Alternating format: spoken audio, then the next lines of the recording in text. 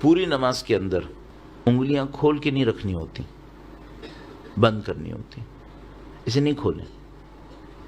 آپ کہیں گے اتنی سی بات کرو، اللہ نے مانگا ہے کر لو۔ جب آپ کھڑے ہوں مرد کے لیے ہاتھوں کو زانوں کے اوپر رکھنا ہے، سائڈ میں نہیں رکھنا ہے، سامنے رکھنا ہے، سامنے رکھو۔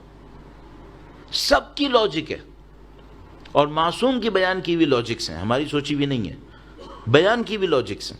ہاتھ سامنے ہونے چاہیے، سائڈ میں نہیں ہونے چاہیے۔ مثال کے طور پر جب رکوع کریں تو انہوں نے کہا ہے کہ ہاتھوں کو صرف رکوع میں ایک جگہ ہے جہاں پہ انگلیاں کھلتی ہیں، باقی سب جگہ پہ انگلیاں بند رہتی ہیں۔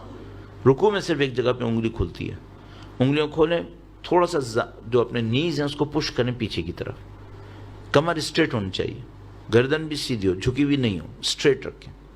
کانسیپٹ کیا ہے؟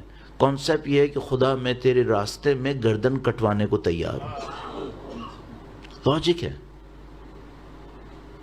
یہ اپیرنس خدا نے مانگی ہے، ایسے کرو۔ سجدے اب مثلا کھڑے ہونے میں بہت بڑی، میں بعض اوقات سوچتا ہوں کہ اگر ہم چھوٹی چھوٹی چیزوں کو امپروو کر لیں، خدا نے اس اپیرنس کو مانگا ہے نا، تو کوئی لاجک ہے اس کے پیچھے۔ مثلا جب آپ کھڑے ہوں تو آپ کے پاؤں، دونوں پاؤں قبلے کی طرف ہونے چاہیے، ٹیڑھے نہیں ہونے چاہیے۔ کوئی کہے کہ حرام ہے، حرام نہیں ہے، مستحب ہے، اس سے نماز امپروو ہوگی۔ اور نماز امپروو ہوگی تو یہ سمجھ لو آپ نے سب کچھ ٹریگر کر دیا، بہتر ہوتا چلا جائے گا۔ تو ابھی دوسرا دن ہے مجلس کا، میں دوسرے دن میں اس کو عرض کر رہا ہوں تاکہ انشاءاللہ میں اور آپ پریکٹس کریں گے 10 دن، کہیں سے کہیں پہنچ سکتے ہیں ہم، اچیومنٹ ہونی چاہیے نا۔ تو پاؤں بالکل سیدھے ہوں، تھوڑا سا گیپ دیں اور قبلے کی طرف ہوں، ہاتھ انگلیاں بند، زانوں کے اوپر ہونے چاہیے۔ جب آپ قیام کریں، سورہ اور رکوع پڑھ رہے ہیں، مثلا ہم پڑھ رہے ہیں، تو کیا سوچیں؟ آپ یہ سوچیں میں ایسے کھڑا ہوں جیسے قیامت کے دن خدا کے سامنے کھڑا ہونا ہے۔ قیام کا مطلب یہی ہے، قیام کھڑا ہونا، قیامہ بھی اسی سے ہی ہے۔ پھر آپ رکوع کریں، کیا سوچیں؟ کانسیپٹ یہ ہے کہ رکوع کرتے وقت سوچو کہ میں اللہ کی راہ میں گردن کٹوانے کو تیار ہوں۔ سجدہ کریں، سجدہ کرنے جائیں، ہاتھوں کو یوں سیدھا رکھیں قبلے کی طرف، انگلیاں بند، ہاتھ قبلے کی طرف۔ اور کانسیپٹ کیا ہے؟ کانسیپٹ یہ ہے کہ خدا میں تیرے سامنے ذلیل اور حقیر ہوں، میں ایکسیپٹ کر رہا ہوں، میں تیرے سامنے سرنڈر ہوں، ایکسیپٹ کر رہا ہوں۔ اس فزیکل سرنڈر کے بدلے میں خدا سے مانگے، خدا مجھے اسپریچولی بھی سرنڈر کروا دے، میں تیرے لیے سوچنا شروع کروں۔ بیٹھیں گے دوسرے سجدے سے پہلے، پھر دوبارہ سجدے میں جائیں گے۔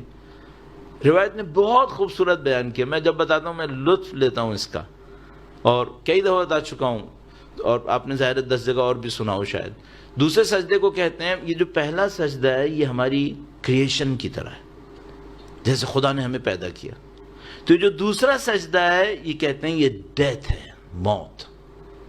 دوسرا سجدہ کرنے کا ہے تو یہ دوسرا سجدہ میری اور آپ کی موت کی طرح ہے۔ اور اس سجدے کے اندر اپنی موت کو یاد کرے انسان، خدا مجھے اچھی موت چاہیے۔ اور اس دوسرے سجدے کے بعد اگر دوسری رکعت ہوئی یا آخری رکعت ہوئی تو آپ نے تشہد پڑھنا ہے۔ کیسے تشہد پڑھیں؟ یہ سوچ کے پڑھیں کہ خدایا اس گواہی کو قیامت کے دن مجھ سے قبول کر لے۔ تو اگر کسی کا تشہد خراب ہوا تو قیامت کے دن شاید اس کی گواہی بھی صحیح نہیں ہوگی۔ یہ سب آگے تک جائے گا۔ اور مثال کے طور پر بہت خوبصورت ایک جملہ روایت کے اندر آیا، فرمایا یہ جو پہلا سجدہ ہے یہ کریشن ہے، یہ جو دوسرا سجدہ ہے یہ ڈیتھ ہے، یہ جو ان بٹوین دو سجدہ آپ بیٹھے یہ کیا ہے؟ کہا یہ دنیا کی زندگی ہے، اس کے لیے کہتے ہیں استغفر اللہ ربی واتوب الیہ۔ یہ دنیا کی زندگی اتنی چھوٹی سی ہے، دو سجدوں کے درمیان کتنا اسٹے کرے گا کوئی؟ کہا یہ استغفر اللہ ربی واتوب الیہ، کیونکہ خدا سے دوری کی جگہ ہے یہ۔